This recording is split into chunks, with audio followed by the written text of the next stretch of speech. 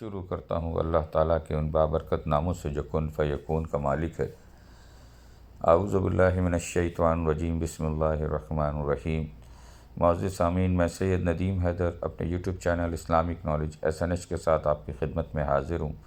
آج آپ لوگوں کے لیے جو ویڈیو پیش کرنے جا رہا ہوں اس کا تعلق سورہ النحل کی آیت نمبر 114 سے 117 تک سے ہے۔ اس میں اللہ تعالیٰ فرماتے ہیں کہ جو حلال و پاکیزہ چیزیں تمہیں رزق کے طور پر دی ہیں انہیں کھاؤ اور اللہ کی نعمتوں کا شکر ادا کرو۔ آئیے آگے ویڈیو کی طرف چلتے ہیں اور دیکھتے ہیں کہ ان آیتوں میں مزید کیا باتیں بیان کی گئی ہیں۔ اعوذ باللہ من الشیطان الرجیم، بسم اللہ الرحمن الرحیم۔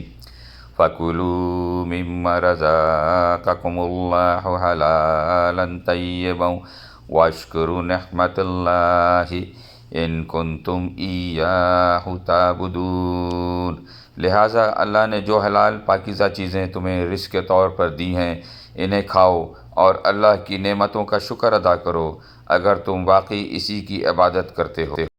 انما حرم علیکم المیتۃ والدم ولحم الخنزیر وما اہل لغیر اللہ بہ فمن اضطر غیر باغ ولا عاد فإن اللہ غفور رحیم۔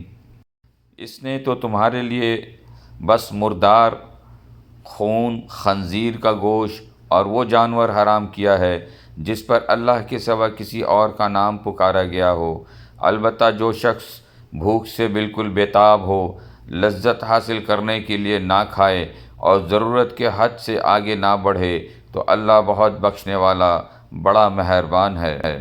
وَلَا تَقُولُوا لِمَا تَصِفُ أَلْسِنَتُكُمُ الْكَذِبَ هَٰذَا حَلَالٌ وَهَٰذَا حَرَامٌ لِتَفْتَرُوا عَلَى اللَّهِ الْكَذِبَ إِنَّ الَّذِينَ يَفْتَرُونَ عَلَى اللَّهِ الْكَذِبَ لَا يُفْلِحُونَ۔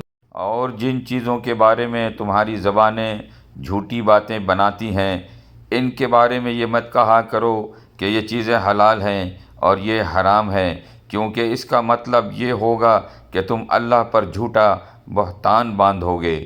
یقین جانو کہ جو لوگ اللہ پر جھوٹا بہتان باندھتے ہیں وہ فلاح نہیں پاتے۔ متاع قلیل ولہم عذاب علیم۔ دنیا میں انہیں جو عیش حاصل ہے وہ بہت تھوڑا سا ہے اور ان کے لیے دردناک عذاب تیار ہے۔